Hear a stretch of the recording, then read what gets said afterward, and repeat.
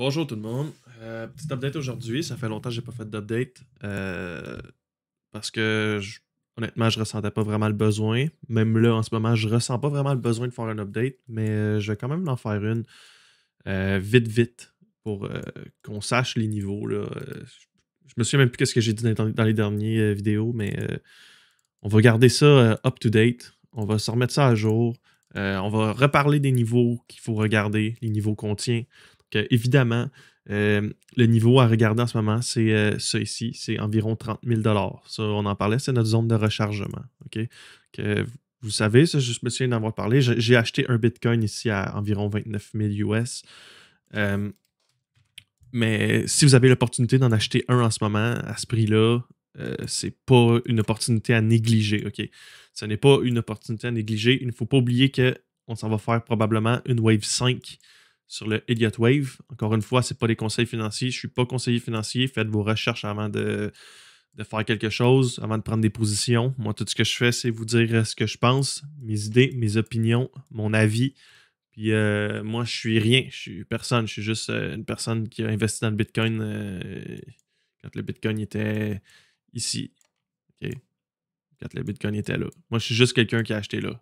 OK? Je ne suis pas un conseiller financier. Je suis juste quelqu'un qui a acheté du Bitcoin entre 3 000 à 5 000 puis qui a continué d'averager son cost up. OK? Ça, c'est mon avis.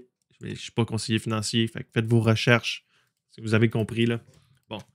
Que si on regarde les niveaux, il y a 30 000 qui est à regarder. Si on a nos supports ici, si jamais on casse à la baisse, okay, 25 000, 24 000, 22 000. Je ne suis pas certain qu'on va casser à la baisse. Ça va dépendre du S&P 500. S&P 500, on regardait la cassure de 4300. Avec le niveau de Fibonacci, comme ça, que la résistance ici à 4315, qu'on a réussi à passer au travers. On est en train de l'établir comme support. Donc, possiblement qu'on va aller tester notre prochain niveau de Fibonacci à 4407. Puis même qu'on pourrait regarder ici, comme ça, avec la baisse qu'on a eue ici, à combien? 4410. Donc, on voit ici, là, vraiment grosse résistance sur les niveaux autour de 4400, 4410 environ. On va mettre notre ligne de résistance ici, comme ça.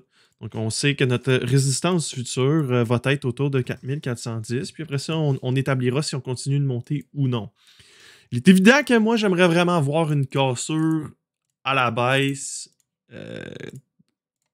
de notre ending diagonal pattern avant de commencer à remonter beaucoup plus haut. OK? J'aimerais vraiment ça voir une cassure. Mais encore là, c'est pas parce que j'aimerais la voir que ça va arriver. OK? On va continuer de garder un œil sur le S&P 500. C'est la seule chose qui pourrait nous causer un pullback sur le Bitcoin en ce moment. Que le Bitcoin en ce moment, tant qu'on ne va pas au-dessus de 36 000, 37 000, OK, on va dire résistance à 36 000. Tant qu'on ne va pas en haut de 36 000, c'est baissier. Puis notre support, lui, il va être à 34 000. Non, c'est 32 400. OK? Notre range, là, c'est ici. Notre support est à 32 400. Puis notre résistance, elle est à 36 000. OK? Pour l'instant, tant qu'on va jouer dans ce range-là, comme ça, tant qu'on va jouer dans ça, là, il ne se passera rien. Okay? Donc, pour savoir de quel côté on va aller, ça nous prend soit une cassure à la hausse ou soit une cassure à la baisse de notre canal dans lequel on est en train de consolider. Okay? Une fois que la consolidation va être terminée, on va savoir vers où est-ce qu'on s'en va. Est-ce qu'on va projeter notre vague 5 plus basse, oui ou non? C'est là qu'on va pouvoir le déterminer puis le savoir. Inversement, si ici on est pour repartir à la hausse, on va avoir une idée qu'on a le commencement d'un Elliott Wave en 1, 2, 3, blablabla, 4 et 5, qui va former notre première vague. Okay? Donc ça ici, ça va être notre première vague majeure de notre vague 5 qu'on extrapole ici. OK? Donc, c'est ça en ce moment qu'on regarde. Pour rester clair, puis vraiment résumer encore une fois, les niveaux de résistance à regarder, c'est le 36 000. Puis les niveaux de support à regarder, c'est 34 200. Si 34 200 baisse, ça va être 30 000, qui est notre support ici du plus bas qu'on a eu, qui est notre zone de rechargement. Puis dans notre zone de rechargement, ça se pourrait qu'on ait temporairement, très très temporairement, des prix encore plus fous que ce qu'on pourrait imaginer et penser. OK? Une fois que ça va être fait, on devrait commencer à pouvoir envisager là, un Bitcoin autour de 80 000, 85 000, 100 000, 120 000 et plus. OK? On va commencer à parler dans du 6 chiffres. Ça va être tout pour aujourd'hui. J'espère que vous avez apprécié la vidéo.